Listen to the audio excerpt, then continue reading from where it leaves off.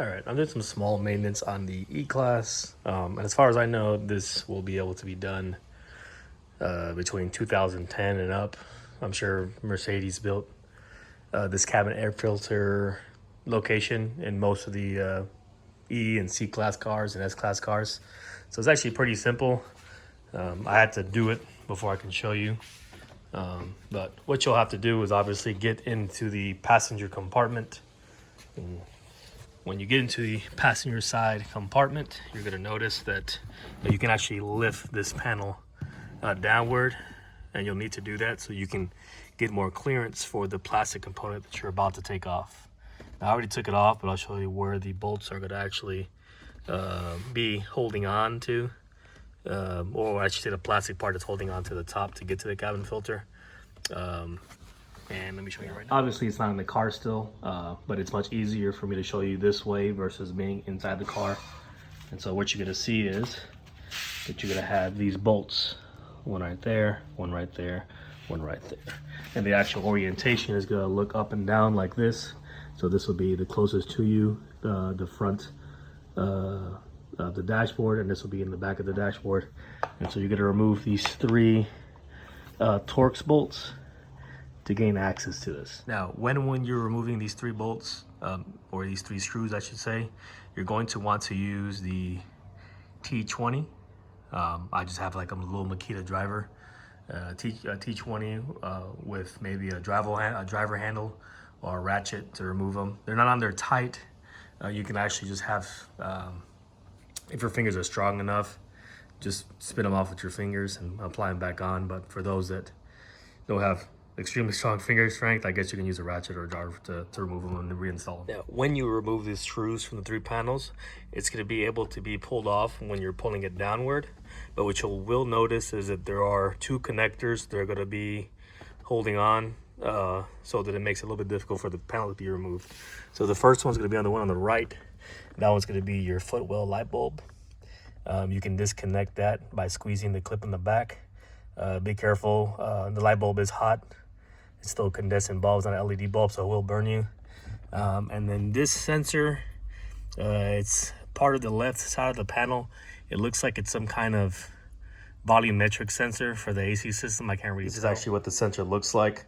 If it's difficult to pull the clip out, you can twist counterclockwise to remove the sensor and then put the sensor back in when you're done. Make sure you don't break this sensor because, like I said, I don't really know what it does. It looks like some kind of volumetric sensor or some kind of device similar to like a MAV sensor to read flow or volumetric flow.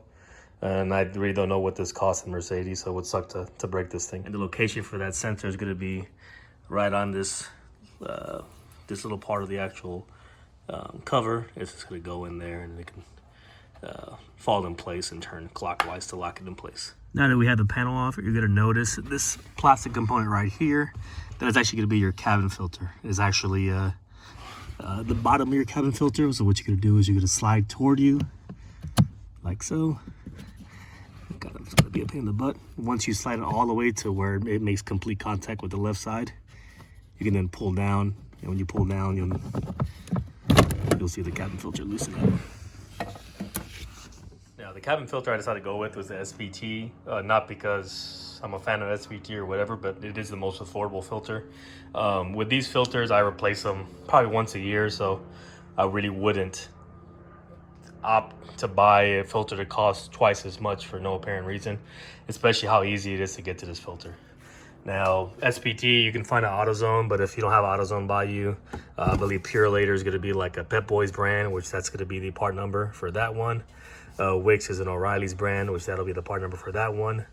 MicroGuard you can find pretty much everywhere, with that'll be a universal part number. Mercedes part number is going to be there if you want to go back with OEM. But for this particular one, you're going to be looking at CAF 1866C. And I think if you want one that's supposed to be, quote unquote, a better filtration, charcoal filter, then you can go with the CAF 1866M at your local AutoZone. Now, here's the OEM filter. As you can tell, it is OEM because it still has the manufacturer stamp and part number. But this is the actual original filter from this car. Now, I do like to take care of my car, and this car only has about 72,000 miles on it. But if I'm not mistaken, these filters do need to be replaced probably closer to 15 to 20,000 miles. Some people replace them, some people don't. But I started noticing a weird scent every time I turned my AC on and when the car was sitting for a long period of time. And assuming that it did its job pretty well, it did pick up a lot of dust and dirt, as you can see from the actual folds and the flaps. Now, if you're like me, live in the state of Texas, every spring and every fall pretty much kills me with the allergies. And so I actually have to, take a lot of allergy medicines and things of that nature. This is gonna help you that much more when you're driving around those times. Now, compared to the other filter, obviously this is much cleaner. There's no dirt in it. Really, I can't really tell the difference as far as construction-wise. They pretty much feel the same. Shoot, in all reality, they might even be made in the same factory.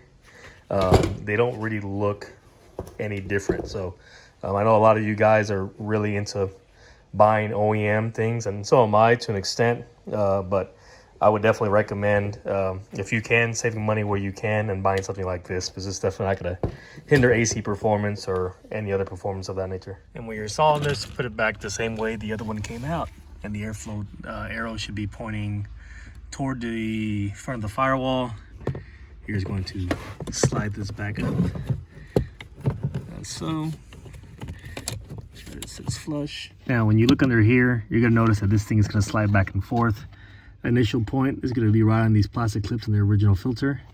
When you slide it back away from you, it's gonna land on the clips that actually will maintain the filter within its place in the actual housing. Now that you have the cabin filter in, you're gonna go ahead and put this panel back in.